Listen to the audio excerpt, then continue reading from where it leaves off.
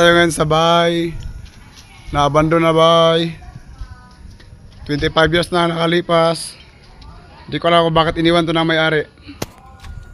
Pasok, Sil. Buksan mo. Pasok tayo, try natin mag-imbestiga kung may makukuha ba tayo dito. Ito, grabe, nakakatakot yung bahay na to, wala na nakatira. Di ko alam kung bakit iniwan to ng may-ari. Ang dilim mo, grabe. Wala tayong makukuha dito. Magkikiusap tayo dito sa sa bahay na to. Meron tayong gamit nito. Ito yung music box natin.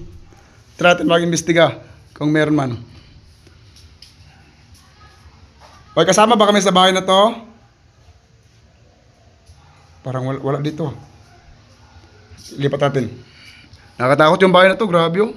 Pero kompleto pa naman yung mga gamit niya, guys. Yan, kompleto pa yung mga gamit nyo. Try natin dito. May kasama ba kami dito? Parang may kumalabog ah. May kasama ba kami dito? Kung mayroon man, patunugin mo nga yung sounds music box namin. Mayroon nga ah. Katakot naman yung bahay na to. Grabe, nakakatakot yung bahay na to. Grabe, ito may taas pa nila. Kompleto naman yung gamit nila, guys. Oh, may taas pa. Pero mamaya natin puntahan yung taas. Sobrang creepy talaga ng bahay na to. Ito yung mga sulok ng bahay, guys, oh. Tingnan natin yung labas. Ito, kompleto pa naman siya, guys. Ito, dalawa kami ng kasama ko. Kasi nakatakot talaga yung bahay na to, eh. Putang ina, may kulabog. Nakatakot talaga dito, guys. Grabe, parang ayaw ko na puntahan to dito. Parang maglalakad ah. Putang ina, may kalabugan ah. Narinig mo yun, pre? Narinig mo? May kulabog?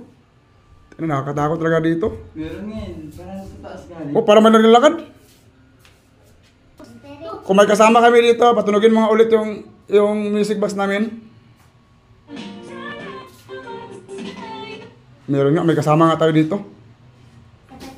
Grabe. Nakatakot talaga. May kumakalabog sa taso. Meron. Di natin puntahan yung taas, nakakatakot eh. Grabe, nakakatakot talaga yung bahay nito, guys. Tingnan nga natin yung CR nila kung maganda ba. Buksan mo, pre. Nakatakot talaga yung nila eh.